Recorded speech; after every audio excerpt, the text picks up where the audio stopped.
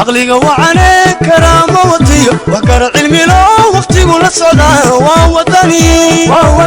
حسبي وطني ووطني حسبي وطني munaasabadani ayaa mid lagu shaacinayo musharaxiinta kale ah Axmed Muuse Jaamac iyo Bila Cabdi Goohe oo u taagan doorashada fooda inagu soo haysa sanada 2021 iyo waliba golaha deegaanka oo ku sidkan munaasabadani ayaa ahayd munaasabad si heersare loo soo agaasimay oo ka dhacday hotelka Isha Caynaba waxaana ka soo qayb galay gudoomiyaha xisbiga mucaaradka ee wadani Cabdiraxmaan Maxamed Cabdilaahi Ciro hogaamiye Xirsi Cali Xaaji Xasan mas'uuliyiin kale oo xisbiga cuqaaliye waxgarad taageerayaasha musharaxiintani gudoomiye iyo waftigaad hogaaminaysaba halkan ku sugan musharaxiintii Caynaba oo heer gobol iyo heer degmaba ah dadka qaar baa is haysta oo laba fayl oo lamaan loo soo wada dhiiba iyo cid haysata iyo cid laga reebaya toonin ma jirte mid walba waa soo xulay xaqiiqdii gudoomiye adiga waftiga halkan waxa fadhiya laba reer oo la yaada urur suge iyo baalla wacays runtii waa rag aan soo xulay waa rag aan leexjeclay tacab gelinay waa rag wax badan ka baaraantay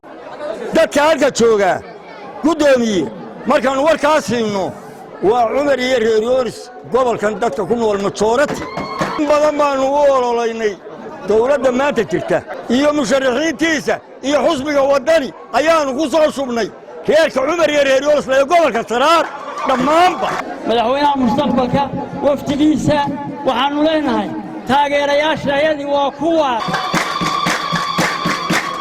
xigmadda waxay tahay dirir kaliya ahaantii daleel guusha kama helo dadka geesi la weeyahay maanta ama caawa nalagu cimaamaday annaga iyo xildhibaanada badan kale quraan soo qaadanaya uu yahay inaanu dalkan waa dad waxa weeye dal islaama iyo dad islaama inaan marnaba xeer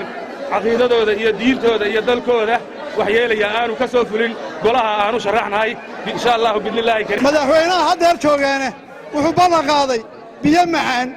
lama meel la hayaa biyo macaan wuxuu kala ballan qaaday degmada wuxuu ballan qaaday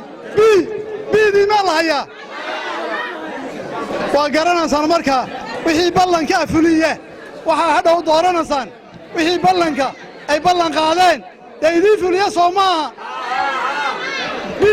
biyo macaan midna ma hayno ugu dambeyntii halkaasi waxa ka hadlay gudoomiyaha xisbiga mucaaradka wadani Cabdiraxmaan Maxamed Cabdilaahi Ciro hogaamiye Xirsi Cali Xaaji Xasan waxayna si rasmi ah u aqbaleen musharaxiintani ka sharaxan xisbiga mucaaradka ee wadani ereyga koobaad waa musharaxiinta soo dhaweyntooda ama gudoonkooda iyo mahadnaqa bulshada tan iyo xildhibaanada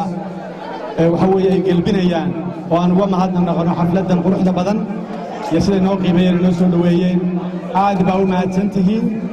aad iyo aad baan idinka mahadnaqaynaa soo dhaweynta iyo sida noo sharifteen iyo sida qiimaha leh ee aad u muujiseen dareenkiina dhammaan shacbiga gobolka Saraar gaar ahaan dadka caasimadda ee Caynaba waxaa farxad weyn oo ah inaanu idinkala soo qayb galno munaasabadan sida quruxda badan u soo agaasinteen ee ku saabsan shaacinta golaha wakiilada iyo golaha deegaanka waxaa ku shaaciseen laba musharax oo golaha wakiilada ah Garyaqaan Bile iyo Axmed iyo 5 xubnood oo golaha deegaanka ah waanu idinka gudoonay toddobadaba